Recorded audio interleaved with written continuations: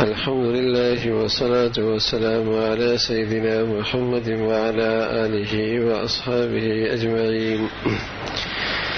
الحمد لله والصلاة والسلام على سيدنا محمد وعلى آله وأصحابه أجمعين.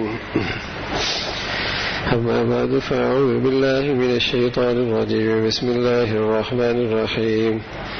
وأما الغلام فكان أبواه مؤمنين فخشينا أن يرهقهما طغيانا وكفرا.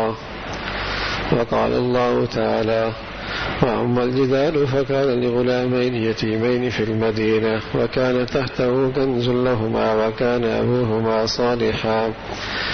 صدق الله العظيم. اللهم صل على سيدنا محمد النبي الأمي وعلى آله وأصحابه وسلم. اللهم صل على سيدنا محمد النبي الأمي وعلى آله وأصحابه وسلم. میرے معزز مسلمان بزرگوں، عزیز بھائیوں،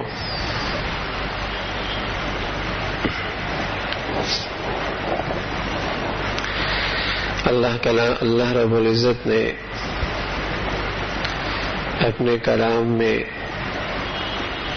ایک قصہ ذکر فرمایا ہے، اور یہ قصہ قرآن میں قیامت تک رہے گا، جہاں ایک طرف حضرت خضر علیہ السلام ہے، وہاں ساتھ حضرت موسیٰ علیہ السلام بھی ہے۔ حضرت موسیٰ علیہ السلام جیسا شان والا نبی، اور ان کے سامنے ایک عارف باللہ، ایک اللہ کا سچا ولی اور اللہ سے محبت کرنے والا اللہ کا یہ بندہ ایک بچے کو لیتا ہے اور اس کی گردن کاٹ دیتا ہے۔ یہ قتل کرنے والا نبی ہے یا کم از کم ولی تو ہے، حضرت خضر علیہ السلام عارف باللہ ہے، اللہ کے نیک بندے ہیں، پکڑتے ہیں اور اس کی گردن کاٹ دیتے ہیں، اور موجود ہیں اس موقع پہ حضرت موسیٰ علیہ السلام دیکھ رہے ہیں۔ یہ واقعہ قرآن میں ہے۔ حضرت موسیٰ علیہ السلام نے فرمایا، کیا کیا اس بچے نے جرم، کیوں قتل کیا ہے اسے، کیوں یوں ذبح کر دیا؟ تو حضرت خضر جواب دے رہے ہیں، کہنے لگے وَأَمَّا الْغُلَامُ، قرآن ہے بھائی قرآن، وَأَمَّا الْغُلَامُ فَكَانَ أَبَوَاهُ مُؤْمِنَيْنِ فَخَشِينَا أَن يُرْهِقَهُمَا طُغْيَانًا وَكُفْرًا۔ اس بچے کے ماں باپ مسلمان ہیں، ایمان والے ہیں، یہ بچہ ان کے ایمان کے لیے خطرہ بننے والا تھا، یہ بچہ ان کے ایمان کے لیے خطرہ بننے والا تھا، اور اس کی وجہ سے ان کے ماں باپ اس فتنے میں پڑ سکتے تھے، کفر اختیار کر سکتے تھے، اس لیے میں نے اس خطرے کو راستے سے ہٹا دیا کہ ماں باپ کا ایمان بچ جائے، اللہ انہیں اور اولاد دے دے گا۔ ایک طرف تو یہ دنیا کی کسی بھی اسلامی شریعت میں اس کی گنجائش نہیں کہ جو بچہ ایمان کے لیے خطرہ بننے والا ہو اسے قتل کر دیا جائے، اب اس کی اجازت نہیں، بلکہ ایسا کرنا حرام، بلکہ اولاد ماں باپ کے ایمان کے لیے خطرہ بن رہی ہے، لیکن کسی باپ کے لیے اسے قتل کرنا جائز نہیں۔ کسی اسلامی حکومت کو، شرعی حکومت کو، کسی قاضی کو اسے قتل کرنے کی اجازت دینے کی بھی اجازت نہیں، لیکن قرآن میں یہ واقعہ قیامت تک موجود ہے کہ ایک حضرت خضر نے، جو اللہ کا لاڈلا اور پیارا عارف باللہ، اللہ کا ولی، نبی کی موجودگی میں اس بچے کو قتل کر رہا ہے۔ قیامت تک یہ واقعہ موجود رہے گا قرآن میں، میں نے عرض کی آج کی کسی اسلامی حکومت، اسلامی شریعت، اسلامی عدالت، اسلامی باپ کو اس کی اجازت نہیں کہ خطرہ بننے والے بچے کو ذبح کر دیا جائے، راستے سے ہٹا دیا جائے، لیکن یہ واقعہ قرآن میں موجود ہے۔ ایک دوسرا پہلو بھی یہاں پر موجود۔ وَأَمَّا الْجِدَارُ فَكَانَ لِغُلَامَيْنِ يَتِيمَيْنِ فِي الْمَدِينَةِ وَكَانَ تَحْتَهُ كَنْزٌ لَهُمَا وَكَانَ أَبُوهُمَا صَالِحًا۔ حضرت خضر حضرت موسیٰ علیہ السلام بستی میں گئے، زبان حال سے یا زبان قال سے انہوں نے کہا ہم مہمان ہیں، ہماری ضیافت کا انتظام کرو۔ بستی والوں نے انکار کر دیا، کوئی ضیافت نہیں۔ یہ باہر نکلنے لگے تو ایک دیوار گرتی ہوئی نظر آئی۔ گرتی ہوئی دیوار کو سنبھالا دینا آسان نہیں ہوتا۔ کہاں سے گارا لائے ہوں گے، کہاں سے پتھر اٹھائے ہوں گے، کتنی محنت اور مشقت برداشت کی ہوگی۔ حضرت خضر دیوار کو ٹھیک کرنے کے لیے کھڑے ہو گئے، موسیٰ علیہ السلام صاف مزدوری میں لگ گئے۔ حضرت موسیٰ علیہ السلام فرمانے لگے اتنے احسان فراموش لوگ اور ان کے ساتھ یہ احسان کرنا کیسا؟ یہ اتنے احسان فراموش لوگ جنہیں مہمان کا بھی اندازہ کوئی نہیں، مہمان کا بھی خیال کوئی نہیں، ایسے احسان فراموش لوگ، ان کے ساتھ یہ ہمدردی اور احسار اور احسان کہ ان کی گرتی دیوار کو کھڑا کر دینا۔ تو حضرت خضر نے اس کا بھی جواب دیا، قتل کیوں کیا ہے میں نے، اس کا جواب بھی دیا۔ کہا وَأَمَّا الْغُلَامُ فَكَانَ أَبَوَاهُ مُؤْمِنَيْنِ فَخَشِينَا أَن يُرْهِقَهُمَا طُغْيَانًا وَكُفْرًا۔ پہلے سوال کا جواب یہ دیا کہ اس کا جرم یہ تھا کہ یہ فتنہ بننے والا تھا اپنے ماں باپ کے، ایمان والے ماں باپ کے لیے، اس لیے میں نے راستے سے اس خطرے کو ہٹا دیا۔ اس کا بھی جواب دیا وَأَمَّا الْجِدَارُ فَكَانَ لِغُلَامَيْنِ يَتِيمَيْنِ فِي الْمَدِينَةِ وَكَانَ تَحْتَهُ كَنْزٌ لَهُمَا وَكَانَ أَبُوهُمَا صَالِحًا۔ اللہ اکبر۔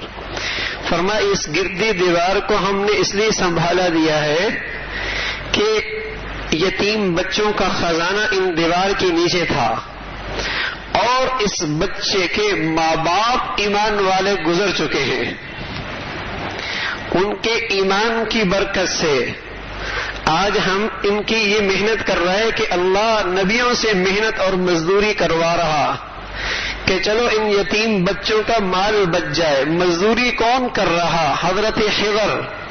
کون مزدوری کر رہا؟ حضرت موسیٰ علیہ السلام۔ کن کے بچوں کے لیے؟ کہا اس لیے کہ ان بچوں کے ماں باپ نیک تھے۔ ایک طرف ایمان کی فضیلت میں دیوار کو سنبھالا دیا جا رہا، ایمان کی عظمت میں، ایمان کی فضیلت میں دیوار کو سنبھالا دیا جا رہا، اور دوسری طرف ایمان کے لیے خطرہ بننے والے اس بچے کو راستے سے ہٹایا جا رہا، قتل کیا جا رہا۔ قیامت تک کے لیے یہ واقعہ قرآن میں موجود ہے۔ میرے عزیزو، قرآن تو ہدایت کی کتاب ہے، سوچ دیتا ہے قرآن تو ایک فکر دیتا ہے، قرآن تو ایک ذہنیت بناتا ہے، اس لیے کہ سوچ اور فکر آدمی کی زندگی پہ حکومت کرتی ہے۔ قرآن ایک ذہن دینا چاہتا ہے، ایک فکر دینا چاہتا ہے، سوچنے کا ایک رخ دینا چاہتا ہے، اس لیے کہ یہ سوچ آدمی کی زندگی پر حکومت کرتی ہے۔ نیسلے والوں نے سوچ بنا دی، یہ سوات کے چشمر پر بھی بیٹھے گا تو سوات کے چشمے کا پانی نہیں پیے گا، نیسلے کی بوتل پیے گا، کہتا ہے اس میں جراثیم نہیں۔ سوچ بنا دی نا، سوچ بنا دی۔ وہ وہاں کا چشمے کا پانی نہیں پیے گا، لیکن وہاں ہاتھ میں لیے بوتل اسے پیے گا، اس جراثیم سے پاک ہے۔ بتانا یہ چاہ رہا ہوں کہ سوچ آدمی کی زندگی پہ حکومت کرتی ہے۔ ایک طرف دنیا سوچ بنا رہی ہے، انسانیت انسانیت انسانیت، ہاں، اس لیے انسانیت کی غربت مٹانے کے لیے کوئی کھڑا ہوتا ہے، لوگ اس کے جھنڈے تلے اکٹھے ہو جاتے ہیں۔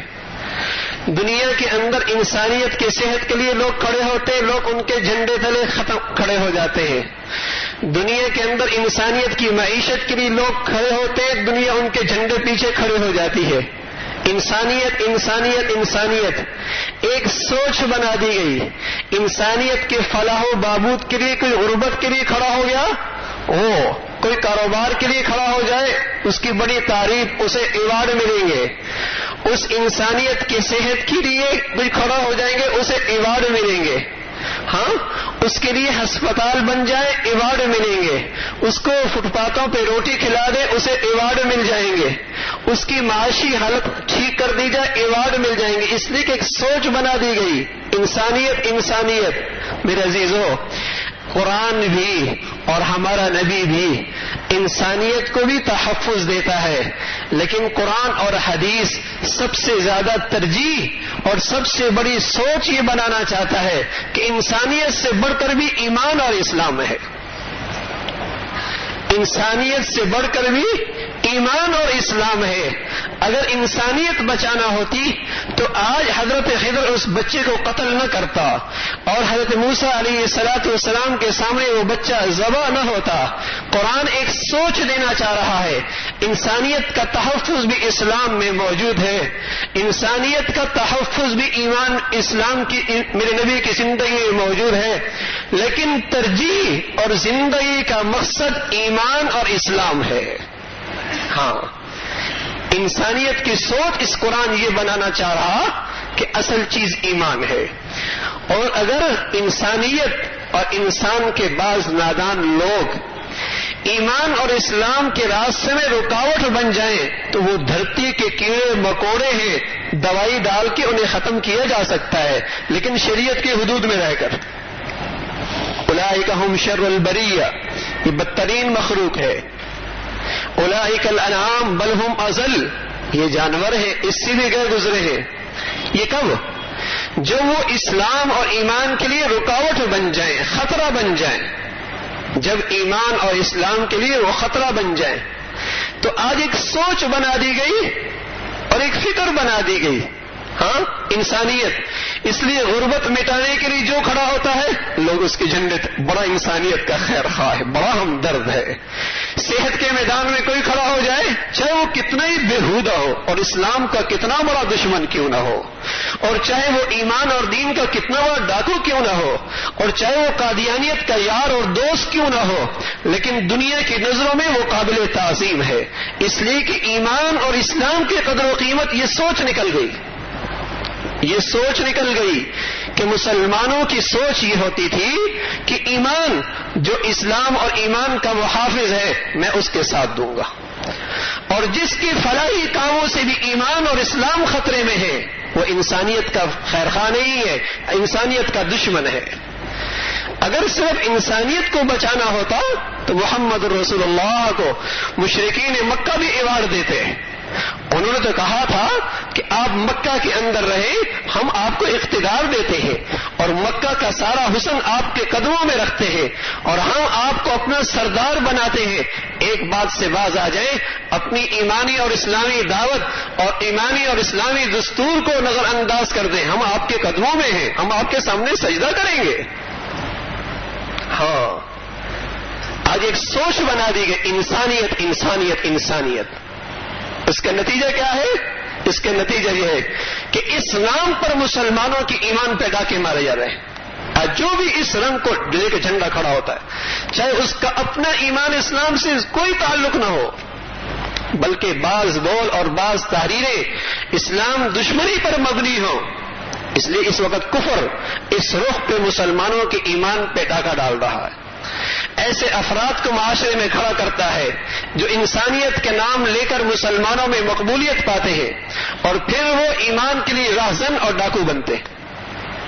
قرآن ہے میرے عزیزو، قرآن ایک سوچ دیتا ہے، فکر دیتا ہے، اس لیے کہ یہ سوچ اور فکر انسانی معاشرے پر، انسانی زندگی پہ کام کرتی ہے. اور اگر یہ سوچ اور فکر غلط ہو گئی تو عمل کے اندر تبدیلی لانے میں تھوڑا وقت لگتا ہے، تھوڑا وقت. نماز نہیں پڑھا، نماز پڑھنے لگ گیا، تھوڑا وقت لگتا ہے، لیکن سوچ بدلنے میں سالہ لگتے ہیں، صدیاں گزر جاتی ہیں، سالہ لگتے ہیں، صدیاں گزرتی ہیں. اس لیے میرا اللہ نے اپنا کلام بھیجا ہے اور محمد رسول اللہ بھیجے ہیں. انہوں نے سوچ پر اور فکر پر محنت کی اور یہ بات سمجھائی وَأَمَّا الْغُلَامُ فَكَانَ أَبَوَاهُ مُؤْمِنَيْنِ فَخَشِينَا أَن يُرْهِقَهُمَا کہ مسلمان کی سوچ یہ بن جائے کہ ایمان اور ایمانی زندگی اس کے ہاں اس کی جان سے زیادہ عزیز ہے. بچے کی صحت اپنی جگہ پر، بچے کا پیٹ بھرنا اپنی جگہ پر، بچے کی تعلیم اپنی جگہ پر، بچے کا مستقبل کا گھر اپنی جگہ پر، بچے کا روزگار کی ضرورت اپنی جگہ پر. لیکن میری نظر میں میری سوچ اور شعور یہ ہو کہ بچے کا ایمان بچ جائے، میرے نزدیک سب سے بڑی ترجیح ہے. ہاں ایمان کے بچاؤ کے ساتھ بہت اچھا وہ ہواؤں میں اڑے، سمندروں پہ چلے، صنعت اور دنیا کی لحاظ سے سائنسی لحاظ سے ترقی کرے، بہت مبارک ہے. لیکن اگر ان چیزوں سے اس کا ایمان خطرے میں ہے، اس کی ایمانی اور اسلامی زندگی خطرے میں ہے اور وقت کا وہ قارون جیسا خزانہ رکھے، اللہ اور اللہ کے رسول کے ہاں اس کی کوئی قدر و قیمت نہیں. اللہ اور اللہ کے رسول کے ہاں اس کی قدر و کوئی قیمت نہیں ہے. تو قرآن ہے میرے عزیزو، یہ قرآن کا یہ واقعہ قیامت تک کے لیے ہے. ایک سوچ دینا چاہتا ہے، سوچ کہ ایمان تمہاری نظروں میں سب سے بڑی دولت ہونی چاہیے. اس کے راستے میں ہر خطرہ اسے ہٹا دو. ہاں اس پہ ہوشیار ہو جاؤ، کہیں یہ خطرہ تو نہیں بن رہا ایمان کے لیے. آج ذرائع ابلاغ کے ذریعے اور دنیا کی ساری اس انداز سے زاویوں کے ذریعے ایک سوچ بنا دی گئی، انسانیت نے اسلام میں بھی قدر کی ہے، لیکن ایمان اور اسلام کو پہلے کہا ہے. دو رخ دیے قرآن نے. اولئک ہم خیر البریہ، یہ دھرتی کی بہترین مخلوق ہے. دوسرا کہا اولئک ہم شر البریہ، یہ دھرتی کی بدترین مخلوق ہے. قرآن یہ تقسیم کیوں کر رہا؟ ایک کے پاس کیا دولت ہے، کیا پاس اس کے پاس عہدے اور منصب ہے؟ نہ، فرق صرف یہ ہے ایک کے پاس ایمان اور اسلام ہے اور دوسرا ایمان اور اسلام سے محروم ہے. تو کسی کے جھنڈے تلے آنے سے پہلے اور کسی کی حمایت کرنے سے پہلے اور کسی کا ساتھ دینے سے پہلے ایک لمحے کے لیے سوچو اس کا اپنا کردار اسلام کے لحاظ سے کیسا. آیا اس کی زندگی کی ترجیح ایمان اسلام ہے؟ اگر نہیں تو پھر محمد رسول اللہ کے راستے پر نہیں ہے. جب آپ علیہ الصلوۃ والسلام دنیا میں تشریف لائے، نبوت لے کے آئے، نبوت آپ کو ملی، کیا ترجیح تھی میرے نبی کی؟ کیا ترجیح تھی؟ ایک طرف تو ایمان اسلام کی بات کرتے تو ساری منڈیوں سے محروم، سارے مفادات سے محروم، جلا وطن، ملک سے بدری، ملک سے نکال دیا گیا اور ملک میں رہنا مشکل کر دیا گیا. کیا وجہ تھی؟ صرف یہ ہے کہ میرے نبی کی زندگی کا مقصد اور ترجیح ایمان اور اسلام کی زندگی تھی. ہاں اس راستے میں استقبال نہیں ہے، اس راستے میں ایوارڈ نہیں ہے، اس راستے میں دنیا کی عزت نہیں ہے، اس راستے میں یقیناً خطرات ہیں. لیکن میرے عزیزو، میرے نبی کا راستہ یہی ہے، میرے نبی کی زندگی کا راستہ یہی ہے. اس لیے رسول اللہ صلی اللہ علیہ وسلم فرمایا کرتے تھے اول صلاح هذه الامه اليقين والزهد واول فسادها البخل والعمل. اس امت کی فلاح کی ابتدا خدا پرستی پر ہے اور اس دنیا کی انسانیت کی بربادی کا آغاز دنیا پرستی پر ہے. لا يصلح آخر هذه الامه الا باولها. اس امت کے آخری طبقے کی کامیابی اور فلاح اور ترقی اسی راستے سے ہوگی جس راستے سے اس امت کے پہلے طبقے کی ہوئی ہے. کیا کہہ رہا اللہ کا نبی؟ لن يصلح آخر هذه الامه اولا الا باولها. اس امت کی فلاح اور صلاح آخری طبقے کی اسی راستے سے ہوگی جس راستے سے اس امت کے پہلے طبقے کی ہوئی ہے. پہلے طبقے کے اندر پیارا نبی ایک سوچ بنا گیا کہ تیری زندگی کی سب سے بڑی ترجیح ایمان اور اسلام ہے. یہ کسوٹی ہے پرکھنے کی اچھے انسان اور برے انسان کی، اچھے انسان اور برے انسان کی، کامیاب اور ناکام انسان کی. آپ امت مسلمہ کی خیر خواہ اور امت مسلمہ کے دشمن کی پہچان یہی ہے کہ اس کے ہاں ایمان کس درجے کا ہے. ایمان کی اس کی کیا ترجیح ہے. یہ بنیاد ہے. تو میرے عزیزو، قرآن کا یہ واقعہ ایک سوچ دے رہا ہے، اور سوچ یہ ہے کہ ایمان تیرے ہاں تیری زندگی میں سب سے زیادہ عزیز ہو. جب یہ سوچ بن جائے گی، پھر یہ سوچ اس کی پوری زندگی میں حکومت کرے گی. یہ سوچ اس کی پوری زندگی میں حکومت کرے گی. پھر اس کے معاملات، اور پھر اس کی معاشرت، پھر اس کی اولاد کی تعلیم اور تربیت، پھر اس کے گھر کے اندر آنے والی بہو، اور پھر اس کے بیٹے کے رشتے، اور پھر اس کے بیٹے کے ساری زندگیاں، اور پھر اس کے دوست اور احباب، اور پھر جن لیڈروں کی وہ حمایت کرتا ہے، یہ سارا نقشہ، اس سارے نقشے کے اندر یہ سوچ نظر آئے گی. یہ ساری سوچ یہ نظر آئے گی. اور اگر یہ سوچ نہیں بنی تو پھر اس کے زندگی میں گرگٹ کی طرح رنگ بدلا ہوا نظر آئے گا. کہیں تو وہ مسجد میں نظر آتا ہے، اور کہیں بے دینوں کے جھنڈوں کے تلے کھڑا ہوتا ہے. کہیں تو وہ بیت اللہ کے سامنے رو رہا ہوتا ہے، اور اس کی اولادیں ایمان اور غیرت سے معروم ہو چکی ہوتی. کہیں تو وہ خود روزے رکھ رہا ہوتا ہے، اور کئی شادیوں کے اندر اس کا منظر ہی ایسا لگتا ہے کہ عیسائیوں کی شادی یا ہندوؤں کی شادی ہے. یہ گرگٹ کی طرح اس کی زندگی میں رنگ اس لیے بدلے کہ اس کی سوچ نہیں بدلی. عمل کچھ بدلا ہے ماحول کی وجہ سے، سوچ نہیں بدلی. اور اگر سوچ اور فکر یہ بن جائے کہ ایمان میری سب سے بڑی ترجیح ہے، پھر اس کی زندگی یکساں نظر آئے گی. پھر اس کی زندگی یکساں نظر آئے گی، گھر سے لے کر بازار تک، خوشیوں سے لے کر غمیوں تک، اور تعلیم و تربیت سے لے کر اقتدار اور ایمان تک ایک جیسا نظر آئے گا. اللہ کرے میرے عزیزو، اللہ ہمیں یہ سوچ نصیب فرما دے کہ میری زندگی میں ایمان میرا سب سے قیمتی سرمایہ بن جائے، اور ایمان میری نظروں میں سب سے زیادہ عزیز اور قابل عظمت بن جائے. اللہ مجھے بھی اور آپ کو بھی کہنے سننے سے عمل کی توفیق نصیب فرما دے. وآخر دعوانا الحمدللہ رب العالمین فرما دے. وآخر دعوانا الحمدللہ رب العالمین فرما دے. وآخر دعوانا الحمدللہ رب العالمین.